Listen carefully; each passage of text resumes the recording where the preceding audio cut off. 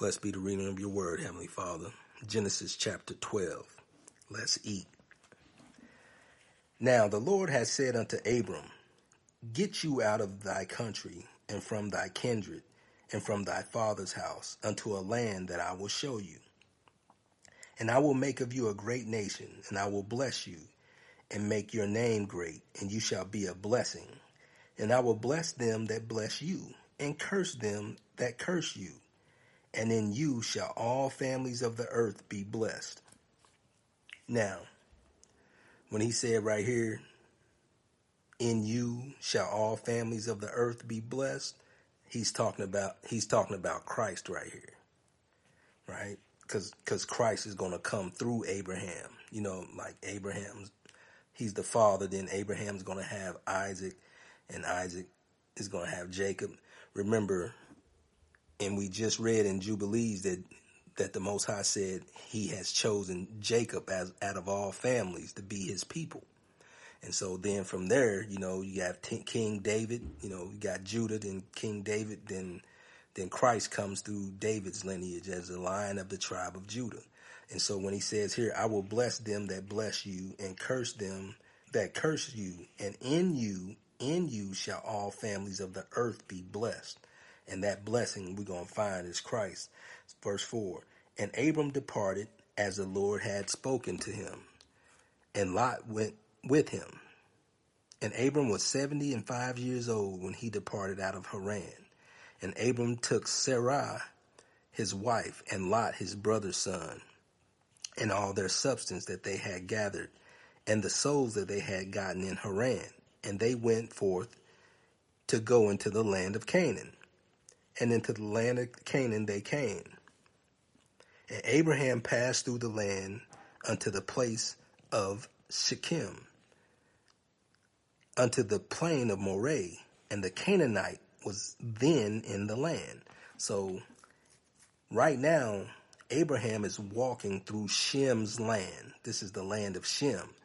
But it's called Canaan now because Canaan he took it over. Right, he took it over. So you remember what we talked about. Good. So that's why this is called the land of Canaan. It used to be, before it was called the land of Canaan, it was called the land of Lebanon. You know, and all that information is in the book of Jubilees too. Yeah, in chapter 7, 8, 9, 10, it's in there. All right, verse 7. And the Lord appeared unto Abram and said, Unto your seed will I give this land. And there builded he an altar unto the Lord, who appeared unto him. And he removed from there unto a mountain on the east of Bethel, and pitched his tent, having Bethel on the west, and Hai on the east. And there he built an altar unto the Lord, and called upon the name of the Lord. So what's actually taking place is he come from Ur of the Chaldees, he left his land, and he's up at the north where Lebanon is, a place called Hamath, and he's traveling south to this place called Bethel.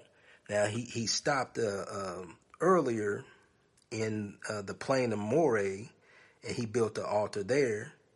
But then he's traveling south through the land of Canaan and came to a place called Bethel, and between Ai and Bethel, he built another altar. And that's important because we need to understand where he's at, because there's going to be people who try to deceive us to think that this land of Canaan is in South America.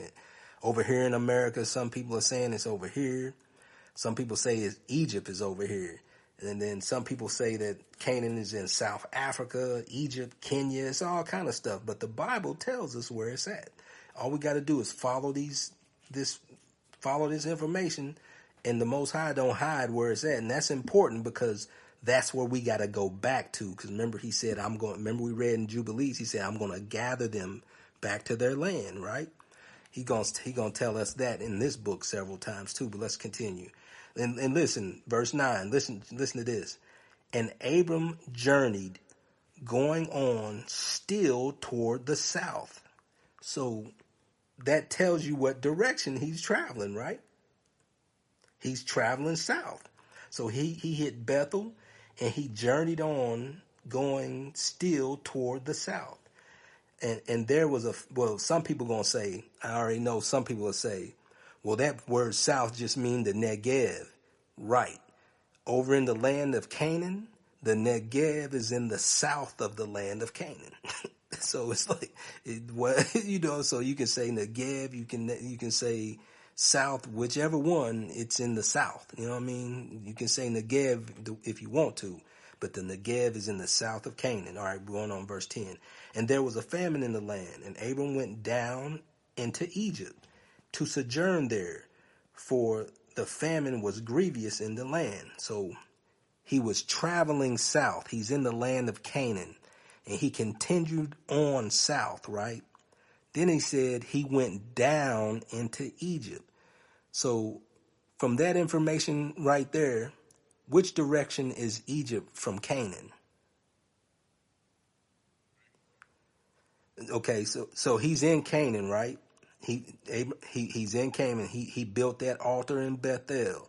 Then he going south. He's going south, right? You know what I mean? Real simple stuff. All right, so that means Egypt is south of Canaan. So if I'm in Egypt, then I gotta go north to get to Canaan. All right, simple stuff. Verse 11. And it came to pass when he was come near to enter into Egypt, that he said unto Sarai, his wife, behold now. You still there? Yep, gotcha. Behold now, I know that you are a fair woman to look upon. She was fine. Therefore it shall come to pass when the Egyptians shall see you, that they shall say, this is his wife, and they will kill me, but they will save you alive. Say, I pray you, that you are my sister, that it may be well with me for your sake, and my soul shall live because of you. And it came to pass that when Abram was come into Egypt, the Egyptians beheld the woman, that she was very fair. So they saw her, and they was like, she fine. Verse 15, and the princes also of Pharaoh saw her, and commanded her before Pharaoh. And the woman was taken into Pharaoh's house.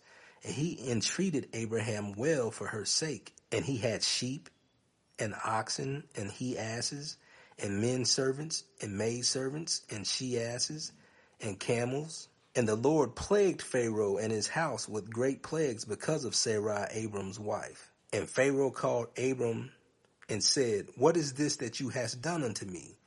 Why did you not tell me that she was your wife? Why said you, she is my sister, so I might have taken her to me to wife? Now therefore, behold, your wife, take her and go your way. And Pharaoh commanded his men concerning him, that they sent him away, and his wife and all that he had. So you see, the Most High plagued Pharaoh because of Abram's wife, right? Because even in the beginning, in Genesis with Adam and Eve, he said a man shall cleave unto his wife, and they shall be one flesh, right? So, and then you see here, this is the first instance we see a situation with a man's wife, and the Most High plagues the Egyptians because of Abram's wife. So you're gonna see, man, the adultery and different stuff like that. The Most High don't like that. He don't play that. He created the institution of marriage between a man and a woman, and he honors that. You know what I'm saying?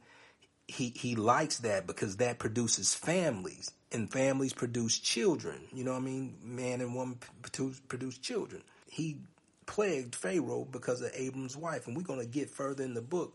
You're going to see that the Most High married us. He married our people.